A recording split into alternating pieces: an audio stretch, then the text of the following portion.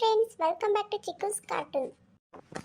ಬೆಳಿಗ್ಗೆ ಆಯಿತು ಅಂದರೆ ಸಾಕು, ಬರೀ ಅಡುಗೆ ಮಾಡೋದು, ಪಾತ್ರೆ ತೊಳೆಯೋದು, ಈ ಮುಸ್ಲಿ ಸೇವೆ ಮಾಡೋದು, ಇಷ್ಟೇ ಆಯಿತು ನನ್ನ ಜೀವನ.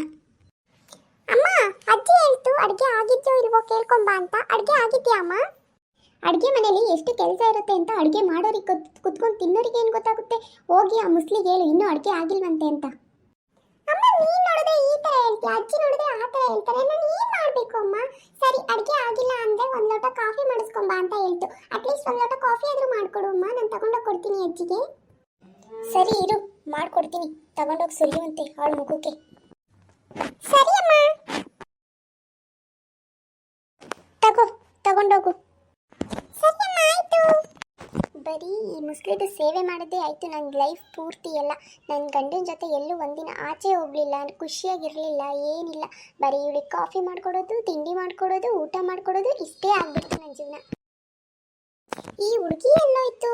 ಅಡುಗೆ ಆಯ್ತಾ ಇಲ್ವಾ ಕೇಳ್ಕೊಂಬ ಅಂತ ಹೇಳಿ ಎಷ್ಟೊತ್ತಾಯ್ತು, ಇನ್ನೂ ಬರಲಿಲ್ವಲ್ಲ. ಅಜ್ಜಿ ತಗೋ ಅಜ್ಜಿ ಕಾಫಿ.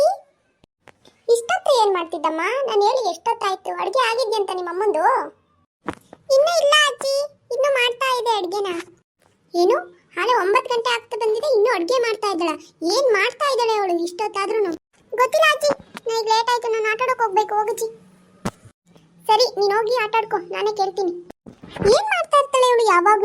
ಯಾವಾಗಲೂ ಫೋನು ಫೋನು ಫೋನು ಫೋನ್ ಅಂದಿದ್ರೆ ಸಾಕು, ಬೇರೆ ಕೆಲಸ ಇಲ್ಲ, ಹಂಗೆ ಇದ್ರೂ ಪರವಾಗಿಲ್ಲ ಇವಳಿಗೆ. ಪ್ರೀತಿ, ಪ್ರೀತಿ ಬಾರ ಇಲ್ಲಿ. ಹಾ, ಬಂದೆ ಅತ್ತೆ. ಈ ಮುಸ್ಲಿ ಒಬ್ಳು ಯಾವಾಗಲೂ ಬಡ್ಕೋತಾ ಇರ್ತಾಳೆ, ಏನೋ ಆಗಿದ್ಯೇನೋ ಅನ್ನಂಗೆ.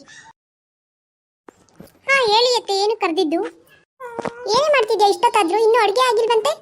ಇನ್ನೇನು ಸ್ವಲ್ಪ ಹೊತ್ತತ್ತೆ ಆಗ್ಬಿಡುತ್ತೆ ಅಡುಗೆ. ಹಾ ಸರಿ ಸರಿ, ಹೋಗಿ ಬೇಗ ಮಾಡು.